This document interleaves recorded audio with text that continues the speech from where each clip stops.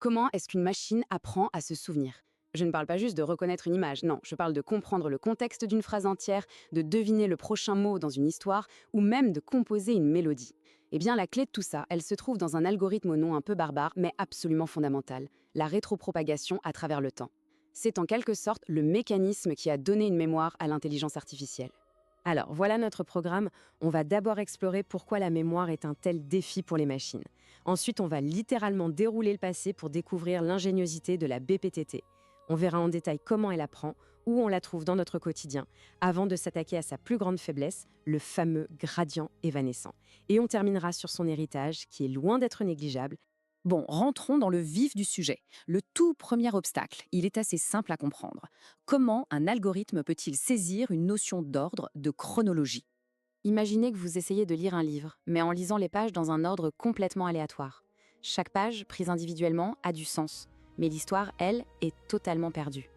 C'est exactement le problème des réseaux de neurones classiques. Pour eux, les phrases «le chat mange la souris» et «la souris mange le chat» sont juste des sacs de mots identiques. La structure, qui change pourtant tout le sens, leur échappe complètement.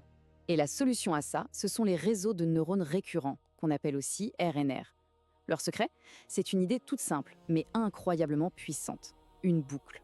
En fait, la sortie d'un calcul à un instant t est réutilisée comme une des entrées pour le calcul suivant, à l'instant t plus 1. C'est cette boucle qui agit comme une sorte de mémoire à court terme, transportant le contexte tout au long de la séquence.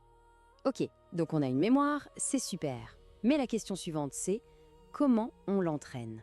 Comment est-ce qu'on lui apprend à corriger ses erreurs passées? C'est là qu'on touche au véritable coup de génie de la rétropropagation à travers le temps. Et là, il faut vraiment rendre hommage à Paul Overbos. Dès 1974, dans sa thèse, il a posé les bases de ce qu'on appelle la rétropropagation. Mais c'est en 1990 qu'il a spécifiquement adapté cette idée au réseau récurrent, et c'est là qu'est né l'algorithme qui nous intéresse aujourd'hui. C'est un travail de pionnier qui a littéralement façonné une bonne partie de l'IA moderne. Ce schéma, qui vient du papier original de Verbos, illustre parfaitement le problème. C'est cette fameuse boucle de mémoire. Pour un algorithme d'apprentissage, une boucle, c'est un véritable casse-tête. Comment voulez-vous calculer l'impact d'une erreur quand le réseau se mord la queue, en se basant constamment sur ses propres résultats précédents? Et la solution, elle est d'une élégance incroyable. L'idée, c'est qu'au lieu de voir le réseau comme une boucle, on va le dérouler dans le temps. C'est-à-dire qu'on crée une copie virtuelle du réseau pour chaque étape de la séquence.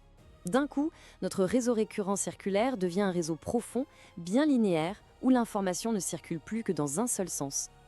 Et voilà, c'est ça, la BPTT. C'est une pirouette conceptuelle qui nous permet d'utiliser une méthode bien connue, la rétropropagation, sur une architecture de réseau qui, à première vue, semblait totalement incompatible.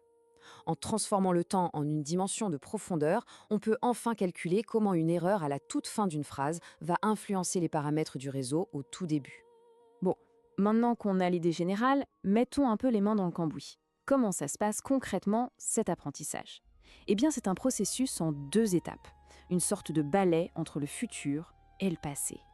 Alors, premièrement, il y a la passe avant. C'est simple, le réseau lit la séquence mot après mot de il jusqu'à pleu. À chaque mot, il met à jour sa mémoire interne et essaye de deviner la suite.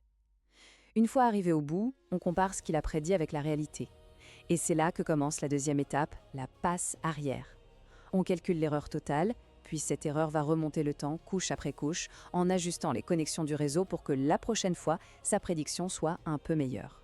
Pour être un peu plus formel sans faire peur, voici les acteurs principaux. XT, c'est le mot qu'on donne au réseau à l'instant T. HT, c'est sa mémoire, son état caché à ce moment précis. L, la fonction de perte, c'est juste un chiffre qui nous dit à quel point le réseau s'est trompé. Et enfin, les matrices W, U et V, ce sont les poids, en gros les boutons de réglage du réseau. La BPTT, son seul but, c'est de tourner ses boutons dans le bon sens pour que l'erreur L soit la plus petite possible. Cette analogie de l'écho, elle est vraiment parfaite. La passe avant, c'est le cri qu'on pousse. La passe arrière, c'est l'analyse fine de l'écho qui nous revient, pour comprendre la forme de la pièce. Le réseau ne fait pas que corriger l'erreur finale. Il propage cette correction à travers toute la chaîne de causalité temporelle qu'il a lui-même construite. C'est ça qui est puissant. D'accord, la théorie, c'est bien joli, mais dans la vraie vie, ça sert à quoi? Où est-ce que cette idée a vraiment changé la donne? Eh bien, la réponse c'est un peu partout où il y a des données séquentielles. Les tout premiers systèmes de reconnaissance vocale sur nos smartphones, les premières versions de Google Translate, les algorithmes qui analysent si un avis de produit est positif ou négatif, tous ces systèmes, à leur cœur, reposaient sur des réseaux récurrents entraînés avec la BPTT. C'est vraiment l'algorithme qui a permis aux machines de commencer à comprendre le langage humain. Mais attention, la BPTT n'est pas une solution magique. Elle a une faiblesse majeure, un problème si fondamental qu'il a occupé les chercheurs pendant des décennies. Cette analogie, elle est parfaite pour visualiser le problème. Pendant la passe arrière, le signal d'erreur doit voyager du présent vers le passé. Plus la phrase est longue, plus le voyage est long. Et à chaque étape de ce voyage en arrière, le signal peut diminuer, s'atténuer, un peu comme un écho qui devient de plus en plus faible. C'est le fameux, le tristement célèbre, problème du gradient évanescent. À force de remonter le temps, le signal d'erreur devient tellement minuscule, tellement évanescent, qu'il n'a plus aucun impact sur les réglages du début de la séquence. Concrètement, ça veut dire que le réseau devient incapable de faire le lien entre un mot au début d'un long paragraphe et sa conclusion. Sa mémoire à long terme est en quelque sorte défaillante. Heureusement, une solution pragmatique a été trouvée assez vite.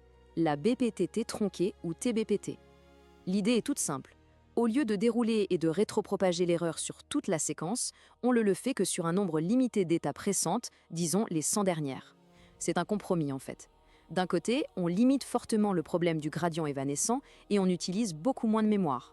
De l'autre, on limite volontairement la portée de la mémoire du réseau. Alors, quelle est la place de la BPTT aujourd'hui, à notre époque, celle des transformers et des modèles de langage absolument gigantesques ? Faisons un petit résumé. La BPTT, c'est avant tout cette astuce brillante qui consiste à dérouler le temps pour entraîner des réseaux neuronaux dotés d'une mémoire.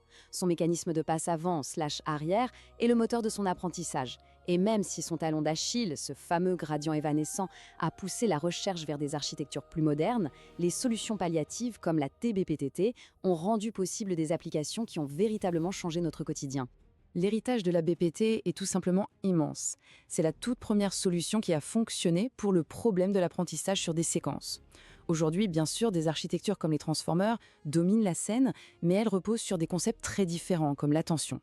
La question reste donc ouverte. Pour les tâches de demain, qui nécessiteront une mémoire vraiment continue, quasi infinie, est-ce que la prochaine révolution s'inspirera de l'écho de la BPT ou est-ce qu'elle viendra d'une direction complètement nouvelle ? L'avenir nous le dira.